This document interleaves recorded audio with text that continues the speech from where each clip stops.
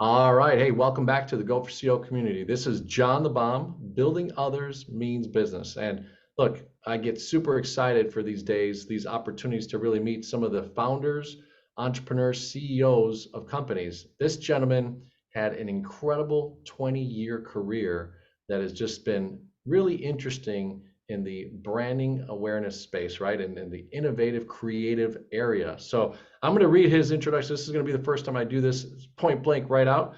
But today's guest, Jim, should I ask Pietruszynski? Is it Pietruszynski, there you go. Pietruszynski?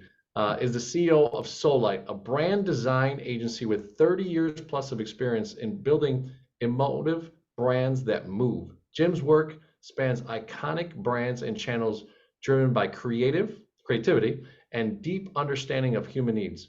He's fostered breakthrough innovation through collaboration and honesty. Jim draws inspiration from human truths and empathetic approach, offering compelling creative thinking. And he's worked global giants, right? Companies like Kraft Heinz, Coca-Cola, and Pfizer, earning recognition from prestigious awards. So that's a pretty cool intro, man. So welcome to the Go for CO channel. It's one of the first intros that we've been able to kind of dive deep like that. So thank you for being on. Thanks, John. Nice to have you. Thanks for having me on the show. No, no worries, no worries. Hey, excited to have you. So I know we were having some offline chat, and really, that's kind of where some of the great connection happens, right?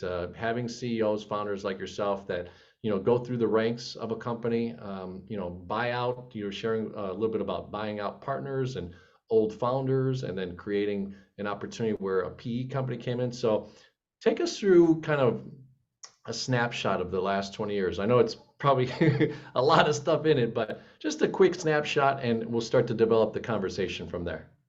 Yeah, so I'll start maybe a little bit earlier than 20 years, like how I got into the industry and what I was looking for coming out of school or college back in the mid 90s. And I worked for a couple of agencies as a graphic designer, and I also have a lot of interest in human science. So working those agencies focused on branding and brand design, and it's not something that typically you are introduced to, especially at that time while in education. And I had a experience working at a smaller design agency in Chicago, and then a larger agency with multiple offices around the country. And what I felt, while working at those places there was a little bit of a transaction going on, and less collaboration. And I missed the kind of camaraderie of working with someone in a studio and being able to bounce ideas off of each other and really think about how having those conversations about what's next, what can we do next, instead of just being an output, where's the input, where's the output, and having some sort of a relationship internal. Like, so motivationally, my motivation was like, how do you create that studio experience that I had such a great ability and privilege to have in school, in the professional world, because I think we can do much better work. And also it'll be more of a joyful place to work. So I was working with a woman and a gentleman at an agency who left to start a smaller agency with kind of the mindset of working on more mid-size business, not your Fortune, not the Fortune 100 companies that we work with today, but the just smaller businesses and startups. And I was their first hire as a designer, and worked really well. Just kind of the business was growing in a more of an, I say it in an organic way. Like we had a lot of connections from previous jobs where marketers have moved around, or people that have gone off to start new businesses. And Ann Warner, who then eventually went on to buy out her partner that started the business, continued on owning the business, and then made a few of my colleagues and I a partner in the agency. And but she really was a great muse for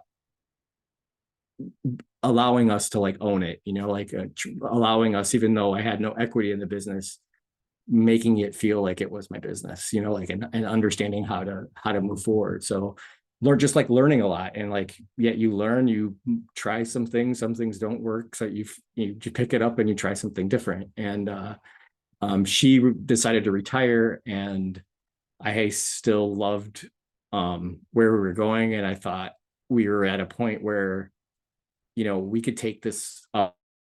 So talking to two of my colleagues that were partners, the three of us decided to buy her out back in, I believe it was 24, may have been prior to 20, it was maybe 2008 or 2009. I'm sorry, the dates are all blurred now after being somewhere for almost 27 years.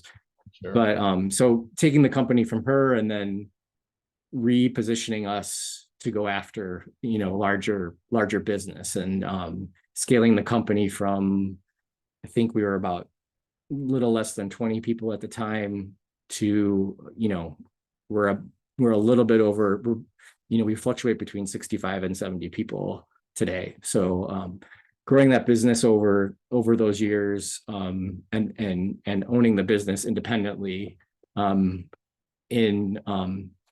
we eventually decided to bring on and talk to private equity, thinking about like, what can we sell a portion of this business to like help us grow then, exponentially more for some sort of legacy for all the rest of these great people that have, our retention is amazing. I mean, there's people that have been working with us for 10 plus years, so there's something to the culture that keeps people wanting to continue to move on, and there's something to the quality of work that we're producing and the type of work that we're producing that's keeping people together. So it's about 6 years now that we've been with the PE company, and again, a lot of growth and connection and really understanding of how to build the business to scale at another level. So again, I feel like my career's been constantly being open to learn and not settle, but I think that might just come from my personality, and really looking to hire people and work with people that have the same mentality, like they're not okay just being comfortable. Like they're always itching for what's next, what's new, what can we change, how do we evolve. And evolution is the name of the game for relevancy. So that brings me to where we are today, where the two partners that I acquired the business with, and they still have equity in the business, but I'm the only operating partner in the company right now, working with the PE company and then the rest of the executive staff that we have in place. So work with a great group of people we call ourselves the executive team, not a C-suite, but then a group of individuals that manage kind of the different disciplines of the team that, again, I say is a very holistic team that has to work together, that you can't subdivide into different categories. Otherwise we start to become different agencies working with under like branded agencies working under a master branded agency. And so that's where we're at today. And again, we've been continuing to grow year after year, since, I mean, the only time I think that we have, and I think everyone in the world had issues, was during the recession back in 2009, 2010. So but yeah, other than that, we've been a very, very healthy company. And you brought up three topics there. I think that just kind of crystallized, right? One, the original founder treated you like owners, right? And you took on that role. So we affectionately were calling it offline as an entrepreneur. And we love interviewing entrepreneurs. The Go for CEO community really loves that, because you get to hear guys like you that run through the gamut of the company and become a CEO of a company, which is pretty awesome. And then you talked about really at that point of her, kind of walking away, you had taken two or three of your other leaders and colleagues and became owners of the business. And now you've even gone to the next level, which when private equity comes in, it could be scary. Mhm. These companies do have a stake in kind of, not manipulating, but just putting their 2 cents, right?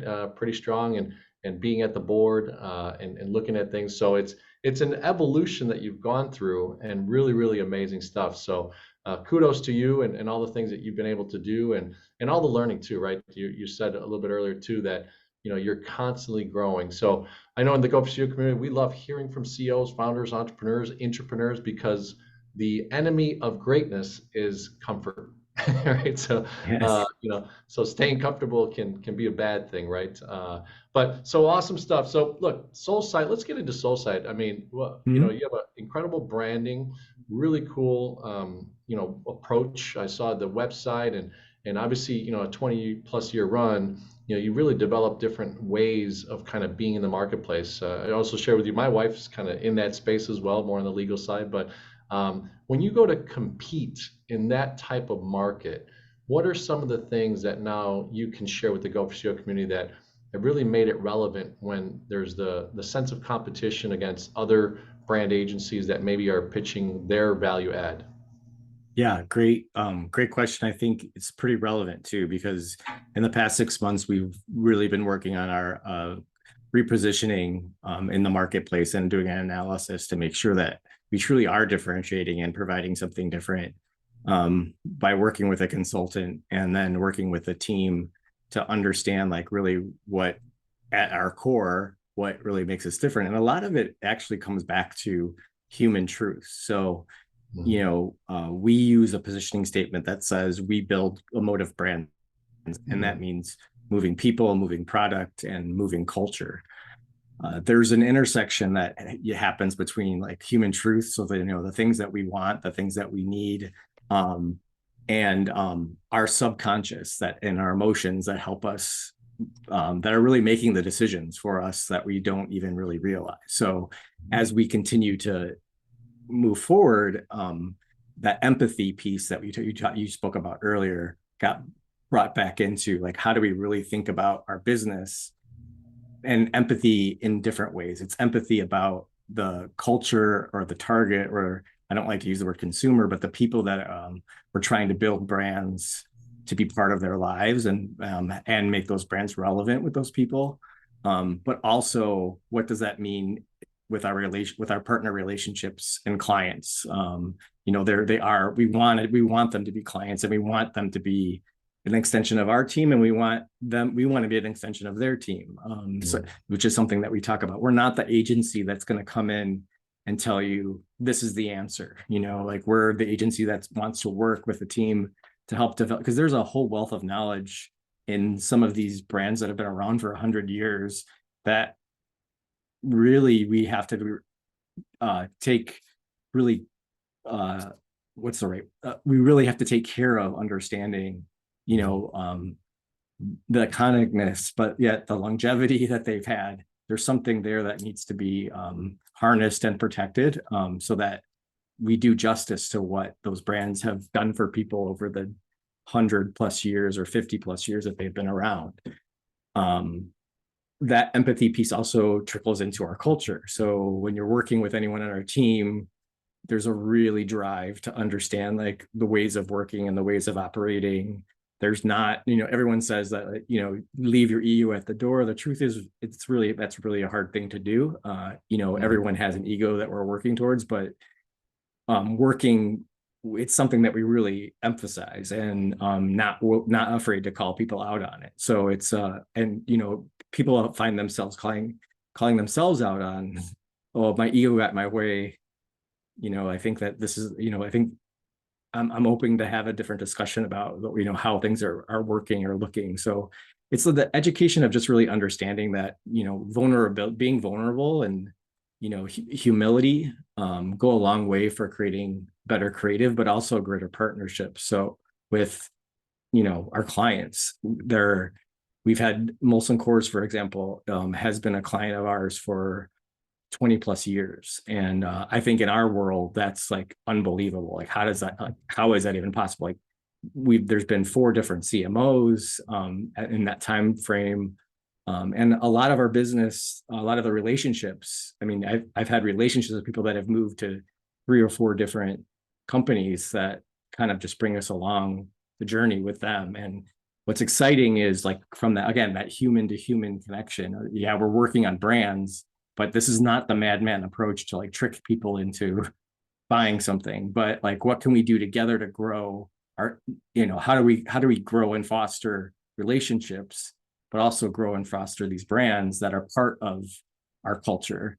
They're, so like there's something really satisfying when you're working with an associate brand manager, and our team has worked with them for 10 years, maybe at 3 different organizations, and all of a sudden they're CMO, and to know that you've been part of helping them drive their career forward is pretty cool. Whether they recognize it or not doesn't matter. It's kind of one of those things where I'm a dad. You look at your kids and you don't take credit for their their achievements in life. But yeah, it is. There's a lot of joy that comes from that interaction, and I think that that's just felt. Like there's we talk about emotion, and I think that emotion is felt between the relationships that we bring. And to be quite honest, we're not for every organization, because not every organization operates in that way. They want to be more of a transactional partner, but inevitably those are not the ones that are fruitful for us. So that's where we're at today. I love it. I mean, in my day to day, I'm not only a podcaster, but in my world of banking, it's interesting because that's the approach I always want to get to, right? And like you said, not every client uses or chooses to be in that familiarity, comfort, and trust kind of circle. Maybe they just they need a product or a service that you need, and they're wanting to get that done and then moving forward, right? But I love that story too, and if you can go a little bit deeper on that, when you started with peers and colleagues, right? And you get to start to own the business. But then you said the journey of other people around you, which is part of the E of CEO engagement, where Sure. you've created opportunities for other people in other organizations as they moved up to their C-suite opportunities, and they see you. So what are some things that are more nitty gritty? Like was it an experience of taking these people out to lunch, being a part of their life, maybe sending them a note, a personal handwritten note? What did you do that a small to medium-sized business owner can do so that when their vendors or their clients have people inside their other organizations leave, that they can be thought of so that they could circle back to do business with them? Yeah, I think one really important piece of it is trust, right? So in making sure that they understand that they can trust you and you can trust them. I live with a philosophy, and we talked to the team about it, is it's easier to give out trust instead of waiting for trust to be earned. And I think even in our such a fast moving environment that we work in, if you wait for that trust to be earned, you may have lost somebody. They may have said, I don't know if I can rely on Soulsight to move forward. Or I don't know if I can rely on Soulsight to pull this through for me, because my job might be on the line if I can't get this managed. So we've the little things that we've done is said, like I've told CMOs, like I'm involved in the process as much as you need me to be. There's the bat, you have my cell phone, you have the bat phone. Like call me anytime, any day. I'm here to help you. I didn't understand. And being empathetic, you have a lot of things in your life and in your career and your environment that I don't have to deal with at all and don't see. So normally when we show up there, they're the meetings that our clients are looking forward to, because they're getting to work with a creative agency. But there's all the other end of there's all the other things that they're dealing with from the financial side of things and the performance side of the things that I try to help them understand and lean into.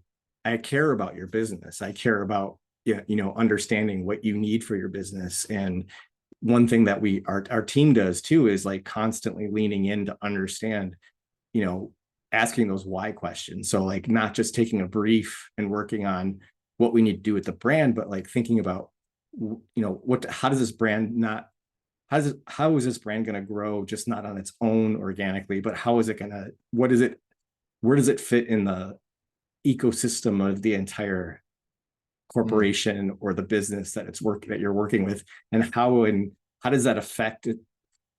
What does that translate to then when you're at who are your clients, who are your consumers?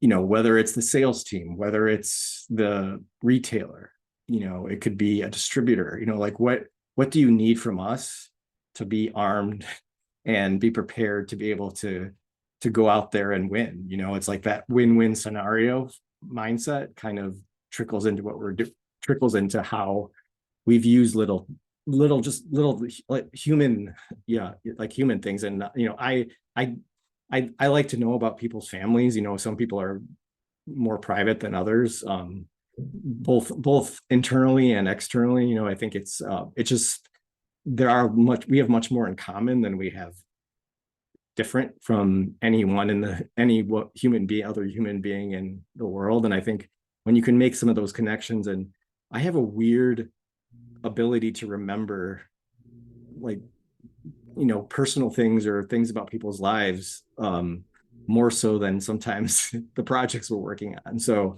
Oh, neat.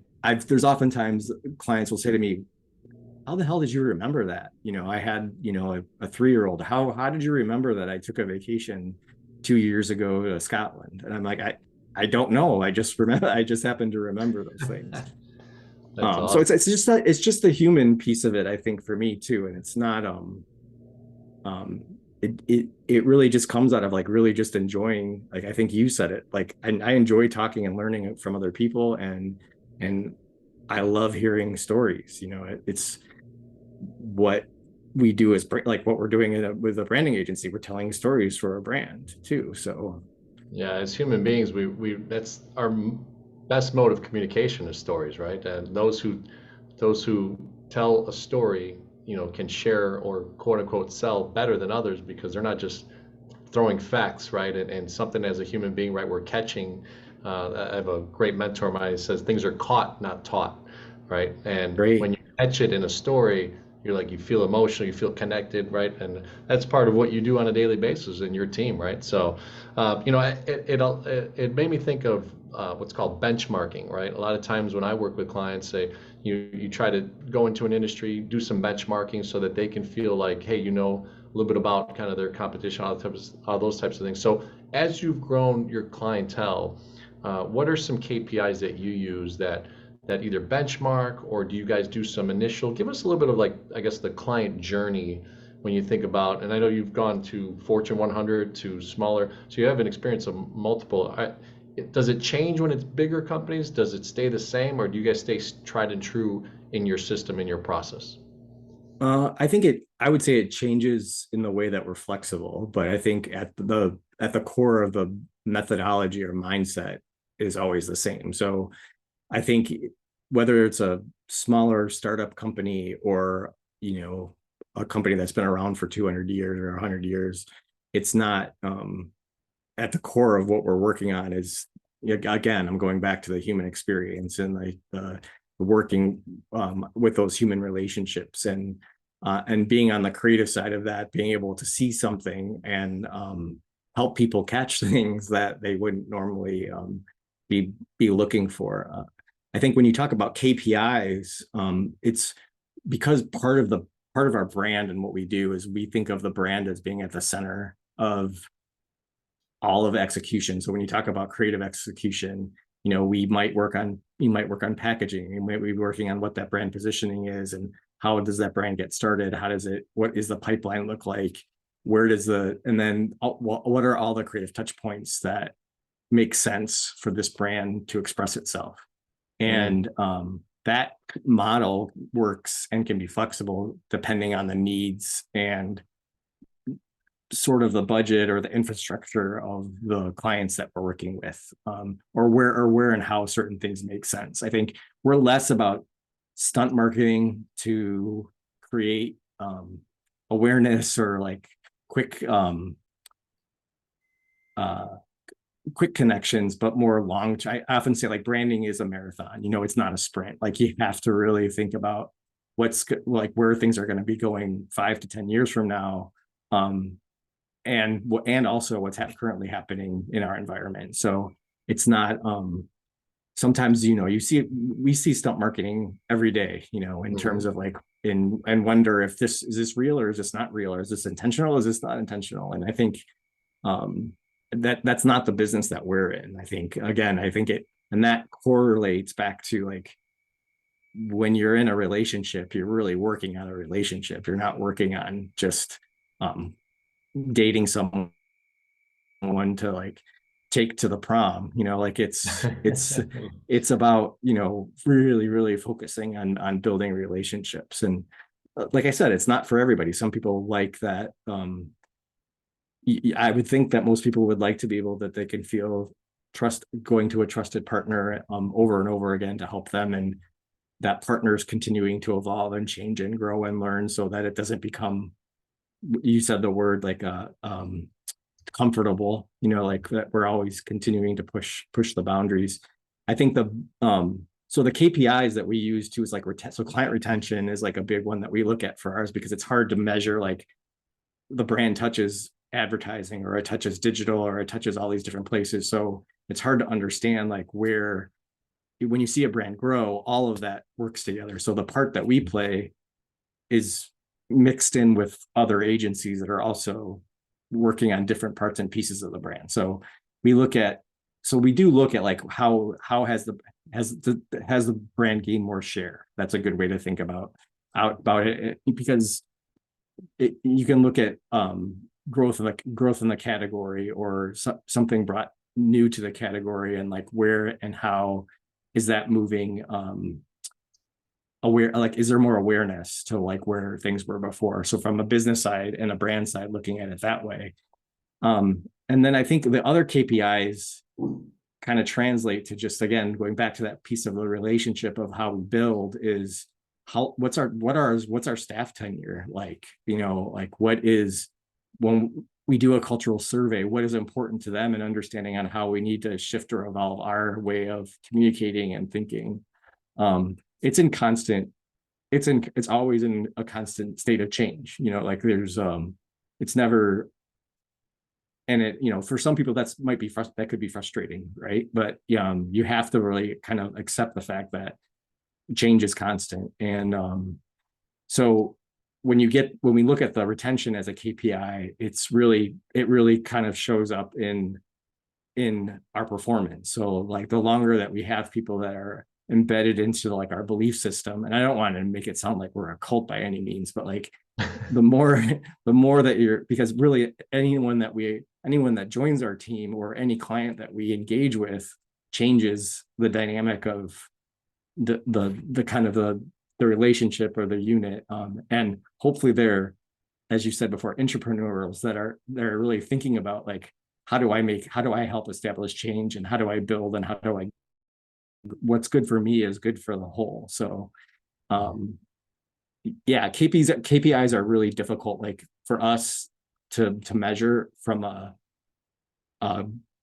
brand growth position. I mean, we can do a lot internally, and they're all the basic, internally we can always look at our growth and see how we're performing month by month or week by week, but it's not but it gets a little dicey when you think about a brand and how it has to exist in so many different expressions and experiences for a culture. No, I love, you said an incredible word there, right? The expressions of that company, right? And you talked about packaging, you talked about the outward awareness. It could be recreating the logo, right? I had a recent dental practice that we did some financing for, and it was interesting. I just went to their location, and it's built out now. Well, the previous one that was maybe 2 blocks away was completely different. He changed the colors. He got some guidance.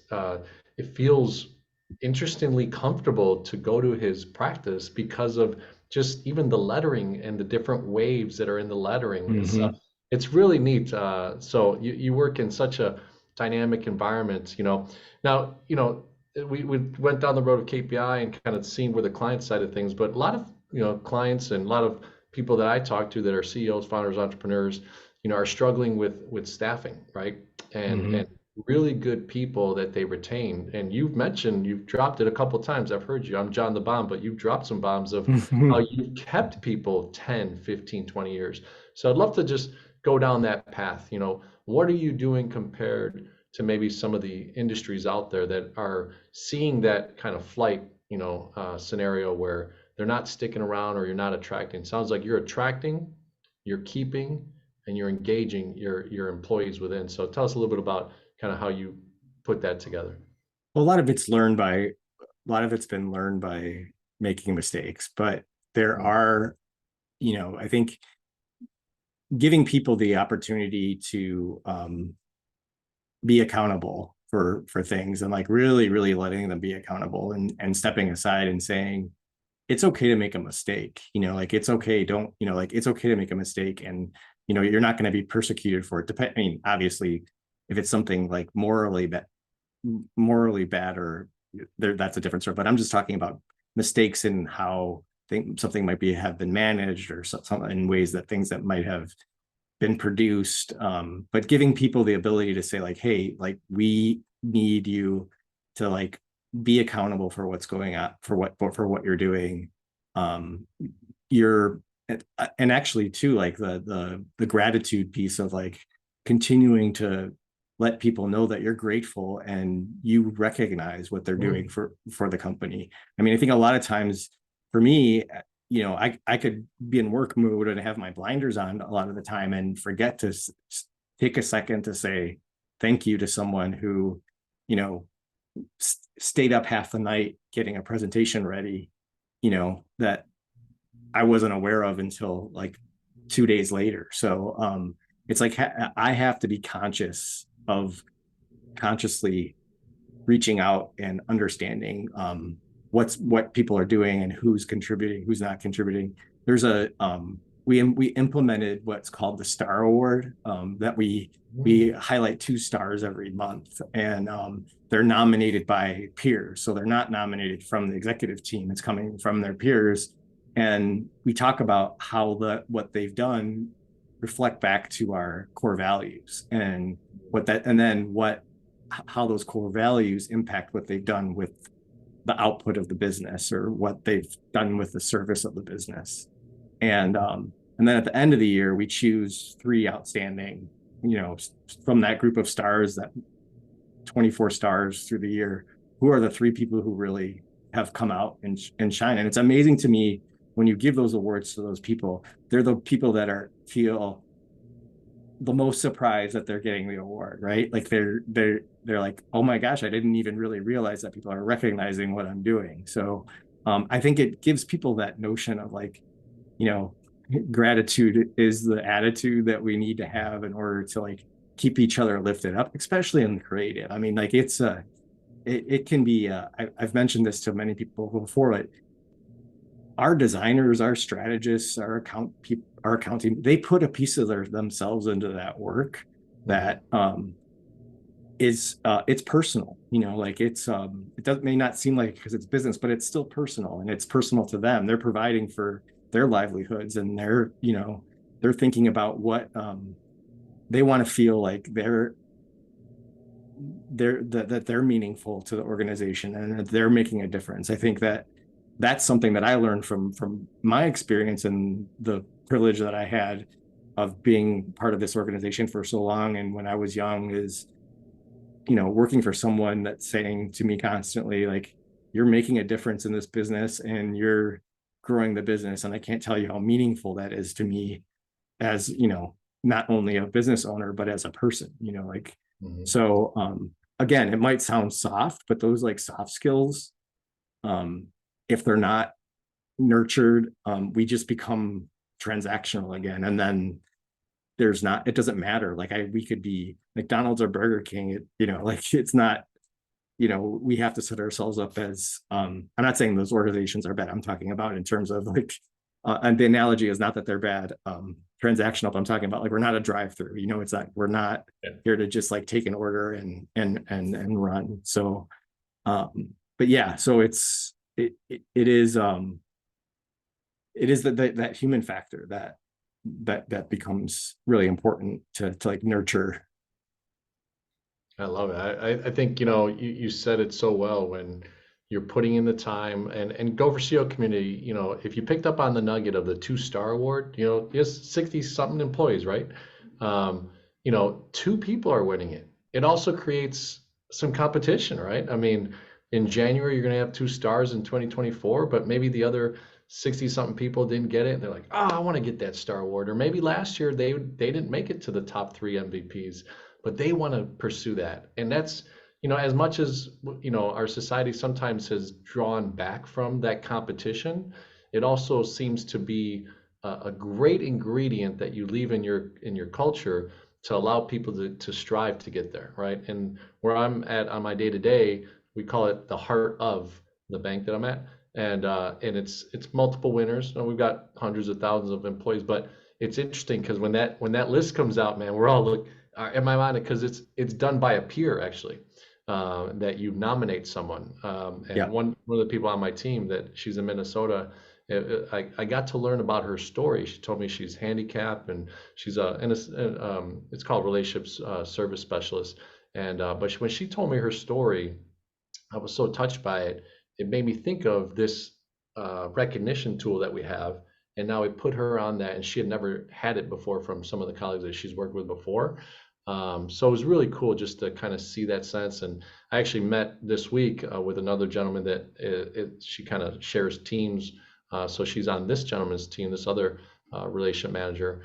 And we both talked about her in such a glowing way. And he recognized that I recognized her. So now what does Hmm. that create? Culture of recognition, right? So Gopher CEO community, what a cool, powerful story. The two-star method that Yeah. Jim has Our implemented. star award. I can't take credit Star for coming up with it. I would say like our executive team has a lot of Oh, awesome. great Okay, ideas, awesome. but it's but yeah, I think it comes to that. But the star award does come from I had I had great partners coming up through the business too, where that were also designers, and healthy competition is not bad. Like I think I wanted to be doing just like the same great amount of work that they were doing, right? So Yeah. like it's not out of comparison, but like I don't want to let you down. Like I want to, like I want to be able to like contribute just as much as I possibly can, and I think that's just living by example in some cases. And so a little bit of backstory about me is I'm a twin. So like Oh, growing up, there's healthy competition happening every moment of your life. So you grow up just up thinking like I'm going to be there, and someone else is doing the same exact things from as me. My brother, it's my brother Joe is his name. So like it's Joe and Jim, but there are but I need to be there for my, I want to be good as my brother at something else. But the truth comes out is like he's going to excel at some things that I'm not going to excel at. We're two very different people, but for a long period of your lifetime, you're constantly thinking about ways to compete, and again, not in a way that you're out to get somebody else, and you can't be a sore loser about it. I think that those life lessons came really young for me. that's awesome. Yeah, no, it's cool and it's neat to hear that dynamic that you had growing up as well. As we wind down the interview here, there's three areas, right, of the Gopher CEO community that we always end up with, which is customer experience is the C of the CEO, E is engagement, and O is for operational excellence. But I did want to touch on one thing just because selfishly, I'm always interested in this, and you share to the capacity that you can or are willing to share. But we're always interested in, someone that was inside of a company becomes an owner of a company, especially with a group team effort. And now you switched a little bit, right? You brought your non-active equity partners, and then but you brought in a PE company, right? So if you could share just a little bit of that dynamic, and then we'll jump into the CEO part of our ending of the interview.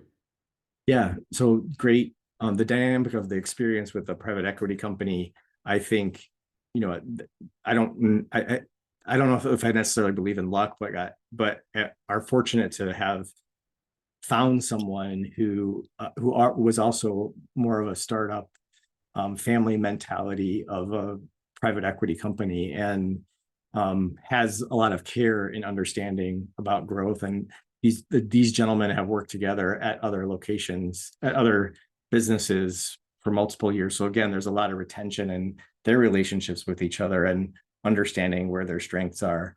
But being able to, for me, working with them, I would say as we started to work with them, I felt a little bit inept in my abilities to speak their same language and understand what their needs were, and like when we're creating budgets and the pushes that they had. There's a little bit of self-confidence that was like, oh, how do we really do this? How do we dance? How do we make sure that we're both understanding each other? How do I make sure that the pressures that they're putting on us isn't affecting, the great work that we do? And they actually are really great when I was able to come to them and say, hey, I'm going to ask a lot of dumb questions, so just be prepared that I'm going to come to you as I am. When you see me, who I am today and how we're talking is how I am in life. Like, I'm not smart enough to be two different types of people, and I'm not going to sell you something or try to persuade you into believing something that we might not be able to attain. So I think I only have experience with this one private equity company, but working with colleagues, talking about how they have to sell so hard to their private equity companies to continue to have them to believe in them, that they're going to do something. I want them. I mean, they've really come to us and said, we're here to support. So like, if you have a problem, come call us up right away. Like, I'd rather find out sooner than later than wait until, we're at the end of the second quarter and we got a major problem we have to deal with. We have time to work with someone that's objective to come and help us think about things in different ways, to salvage maybe an issue or a concern that might happen. So working with the private equity company has also allowed me to see the greater opportunities that there are for us beyond the world that I know and I grew up in. So it's, wow, like there's a whole nother universe, and it's like swimming a goldfish sitting in a little, we were like a goldfish in a little bowl that got dropped into this pond. And now, like, wait, that pond flows into this ocean of like opportunities that, it is what we make of them, right? Like, it is where we take it. So for me, that, it's been a great experience. I know that for some people, you just got to find, I think, the right partner for moving forward. And I hope that these people will be part, whether we move on from them or they, or we move on to a different equity partner, that I hope that the guys that we're working with, I still maintain contact with and maintain some sort of working or professional relationship with and personal relationship with them. So no, and we appreciate, the community really kind of learns from these experiences that you have, right? So, I was just at a seminar on Thursday that it's called Midwest Business Brokers International and MBBI, and the gentleman is a private equity out of Wisconsin, and he was talking about, they look for certain types of companies that match their internal culture, right? And it seems like, from a strategic that could be in the industry to an outside to a PE, right? There's different ways to acquire and meld, but sometimes it works, sometimes it does. So it's really cool to hear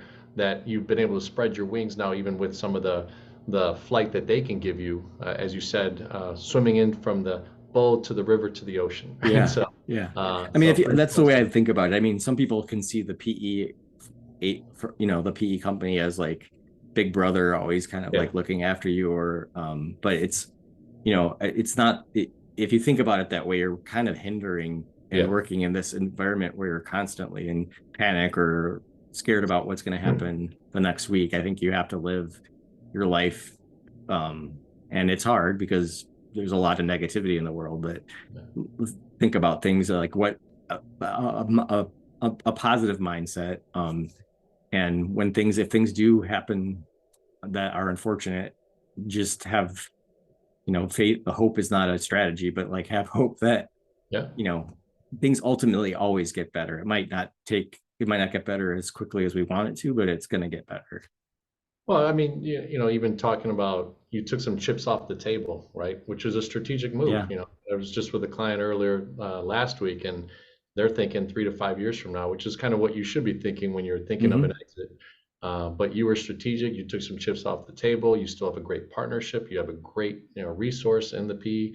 And now, who knows where it's going to go? But you have some strategy. You have some wind beneath your wings, they say, right? So, awesome stuff. So, hey, so CEO is customer experience, engagement, and operational excellence. So why don't we start just kind of a high level to, 30 seconds to a minute of what you feel like Soulsight brings to the table. When you think about customer experience, what's kind of your most value add proposition?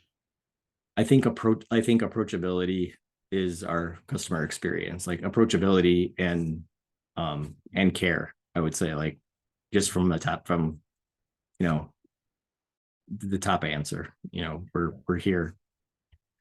Here and ready to go. Caregiver kind of comes to mind. Okay, I love it. I love it. So, and then engagement, I used to call it employee engagement, but I wanted to make it broader, because you deal with vendors, you deal with, Mhm. resources outside. You have to deal with engaging with the PE company now as another partner on the equity. You have the C-suite. You have your employees, you have your remote people. So, engagement to you as a CEO, what does that mean, high level? So, like in marketing, we talk a lot about accesses, and we're like where things fit on the axis. I think for me, when I think about engagement, there's two words that come to mind, which are, what's the perception, and then what's your expectation. So on those, thinking about in that, um uh sorry, in our culture, or in the studio, in our business environment, it's what's the expectation that I have, what's the expectation that they have. Let's come together to understand that on this axis of understanding, and then understand when you come into the room, or you come into the meeting, or you come into the process, what's the perception, what the perception that you might think you're bringing is not what's really being perceived. So it's constantly checking those checks and balances on the axis of accountability and perception. And I think when you can start, but that takes a lot of trust with Hmm. another person to like be able to like understand that, like, where no one is a bad player or in this, that there's always good intent. And if there's always good intent, there's always a way to make the those experiences, or you said to get that engagement, Hmm. positive or fruitful or encouraging, to move things forward. It works. Yeah, no, I love it. O is operational excellence, and I'm only going to guess, but maybe you can go a little bit deeper on it. So, when the PE company came in, did they really kind of share with you maybe some processes, some operational things that they have been doing with some of the portfolio companies that they have that, but also engage with you, engagement again. So looking at where you had already established certain processes and operations and softwares and things. So from an operational excellence side, what do you think Soulsight has done over the last few years that really kind of streamlines things, or operationally you've implemented a software or some sort of dynamic Monday strategy, those types of things. So I think that, one things that we always did was we used to have a weekly, just uh agency meeting, Mhm. which turned into, like, what's in the news.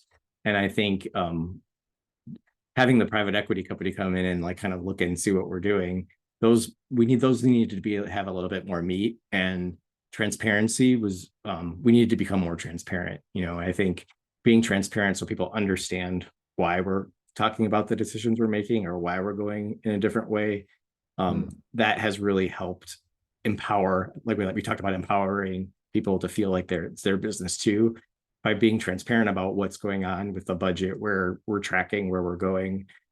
is a tool that I think has really helped, people that you wouldn't think would really care about what's happening at from a larger perspective.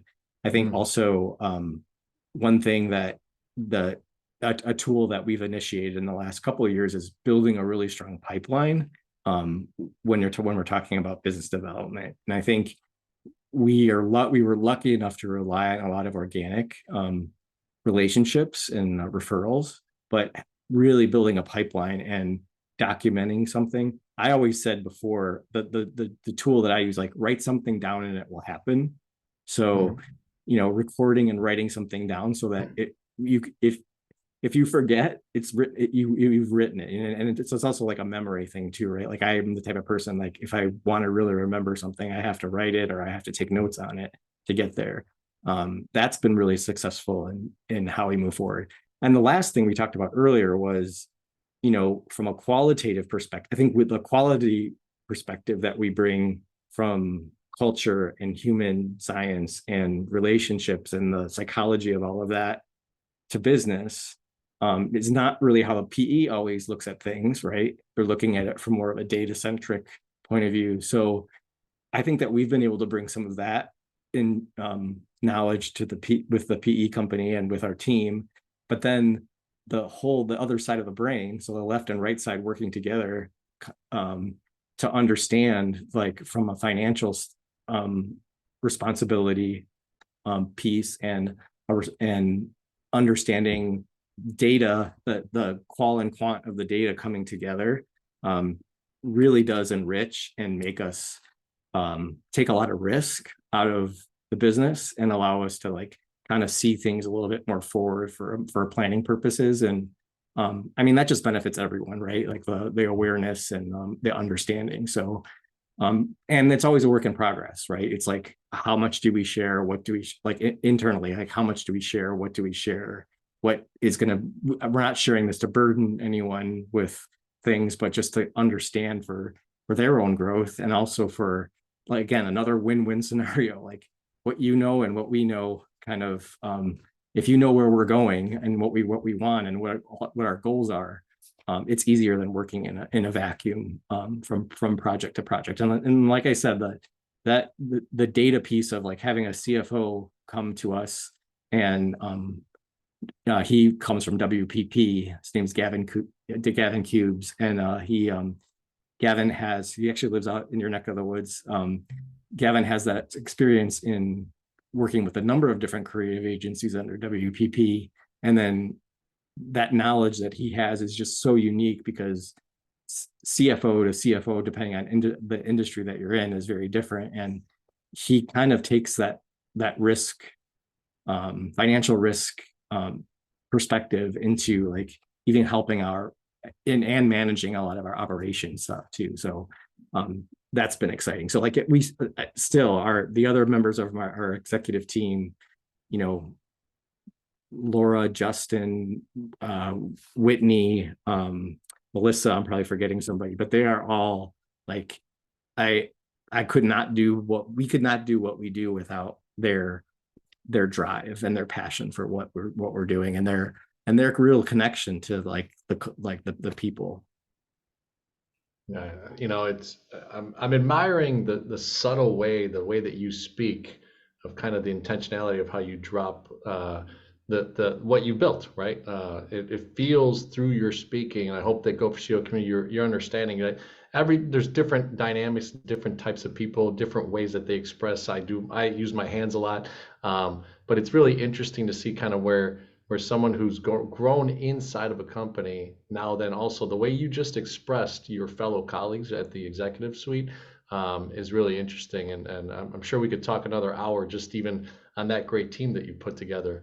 I always feel a little, I wouldn't say bad, but I'm like, it's not all about Jim. Like, it's not No, for sure. Jim Pietruszynski. Like, we're Soulsight for a reason. Like, this is, we're not the company's not named, and for multiple reasons, it's not named after me, but, like, it really is a we. The we is really important. And it comes out in conversation. Like, someone will send me an email, and if there's a lot of I's written in something, I will respond back to them. And I say, can you just take another look? And and think about the we versus me mentality and how you read that, how you read through that. And then it could be something as simple as a piece of communication that's going to a particular employee about a project, So I think it's something that I see that. I'm saying but I see a lot of that in our world where the collective, it has to be more important than what we each individually need, and sometimes we have to sacrifice things. It makes me think. I heard on a podcast once that the gentleman who's become successful himself, he had a meeting with Tony Mottola from Sony, and he said, Tony, man, ultimately you built this empire, right? I mean, you were the one that really kind of catapulted Sony to the next level. And Tony said, look, I just spent the greatest amount of dollars on the people that I brought in at the executive level. Like, he wasn't cheap about it. He said, and this gentleman that I follow, I'll share with you offline.